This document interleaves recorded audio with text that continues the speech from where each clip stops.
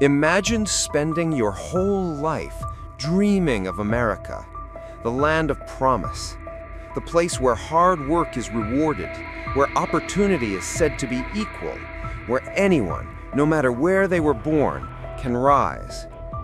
But today, that dream has a price tag. $1 million. President Donald Trump has just announced the launch of the Gold Card, a golden immigration visa. Not for those yearning for freedom, not for those who sacrificed or who built lives brick by brick with sweat and struggle, but for anyone rich enough to buy it. $1 million, and the gates of America swing open. Behind that announcement lies something far more chilling than a new immigration program. It's an intricate exercise in psychological manipulation, a political magic trick that turns a national dream into a luxury commodity, a game of power reserved for the elite. This is not just policy. This is dark psychology at work. The exploitation of belief, of hope, and of fear weaponized in service of power. Psychologists call it authority bias. We humans are hardwired to obey the figure at the top.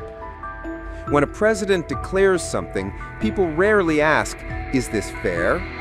Instead, they assume if the president says it, it must be right. Trump knows this. He isn't just selling a visa. He's selling it with the stamp of the Oval Office. And that official seal makes the scheme almost untouchable. Then comes the scarcity effect. Frame something as rare, limited, or exclusive, and instantly it becomes desirable. The Gold Card isn't pitched as just a residency permit. It's presented as a once-in-a-lifetime opportunity, a symbol of privilege, a golden ticket. And then there's the halo effect. Wealth, in this framing, isn't just money, it's virtue. The rich, by virtue of affording the $1 million price tag, are painted as economic saviors, as job creators, as the chosen few who will bring prosperity to America. Piece by piece, the illusion is built. A $1 million card is transformed into something noble, even patriotic. While millions of others, those with nothing but sweat, calloused hands, and relentless work, are left outside the gates, watching their dream fade simply because they can't buy it. Dark psychology doesn't stop at authority or scarcity. It feeds on what humans crave most. And the American dream is the most powerful craving of all. For decades, people believed if you work hard enough, you'll have your chance. But the Gold Card shatters that belief. It rewrites the rules. Your intelligence doesn't matter. Your sacrifice doesn't matter. The only thing that matters is the size of your bank account.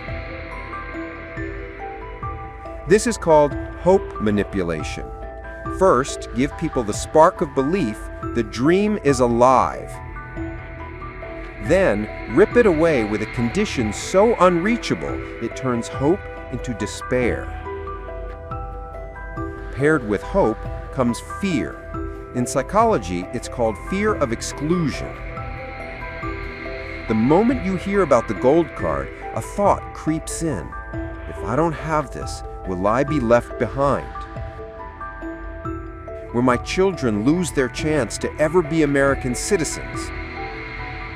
Exclusion terrifies us.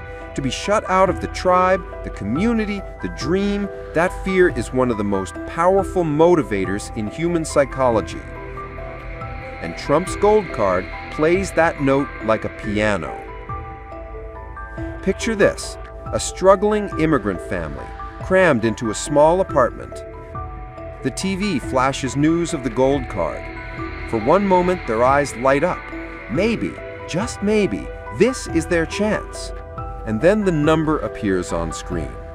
$1 million. The light dies instantly. Their dream collapses. That's not just economics. That's a psychological dagger driven straight into the heart of hope. Meanwhile, the wealthy see something different. They see status. They see fast-track privilege. They see America for sale. Trump frames it as smart economics, a way to attract foreign capital, to stimulate growth, to strengthen the nation. But look closer.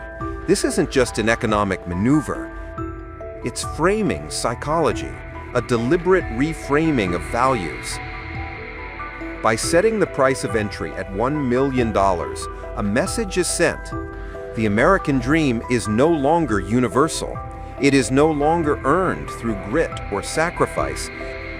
It is purchased, and only the wealthy are deemed worthy. That's the apex of dark psychology, turning a universal right into a luxury product, making inequality feel reasonable, casting the rich as heroes and the poor as burdens. What was once a dream for the many has been rebranded as an exclusive club for the few, and most will never even see the door, much less step inside.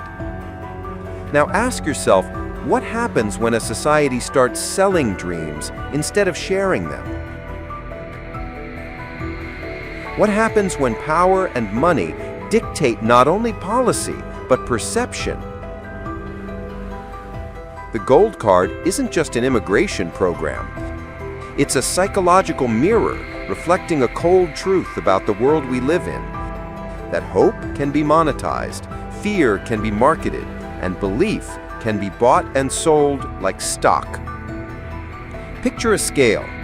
On one side, $1 million, gleaming, heavy, glittering like gold. On the other, the American flag, standing for liberty, equality, and opportunity. Which side weighs more? With the Gold Card, Trump has already answered. In the shadow of politics and profit, what's being sold isn't just residency.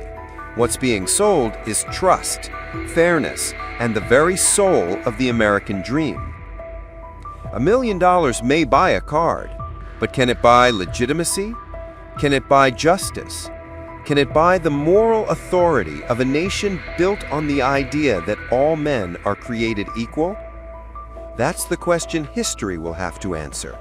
And until then, the world watches as the dream of America hangs in the balance, dangling from a golden card stamped with $1 million price tag.